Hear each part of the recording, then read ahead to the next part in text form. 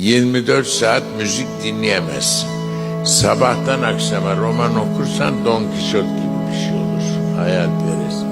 Sabahtan akşama bir takım arkadaşlarla dolaşırsan sadece ruhun ve zihnin fakirleşir. Dedikodudan ve gelecek kavgalardan başka bir şeye girmezsin. Mutlu olmak diye bir şey yok. Olursun veya olamazsın. Veya mutlu olursun, mutlu olduğunun farkında değilsindir.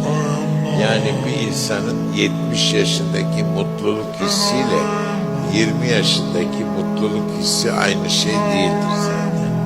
Yani yemeğin adı aynıdır da muhtevası değişiktir. Yaştan yaşa, fizikten fiziğe, o kuvvetle, o sağlıkla, o yaşlılık, o küçük takatsizlik ama akıllılıkla fark eder.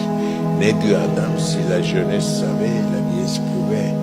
Eğer gençlik ise, ihtiyarlık yapabilse, ikisi denk düşmüyor.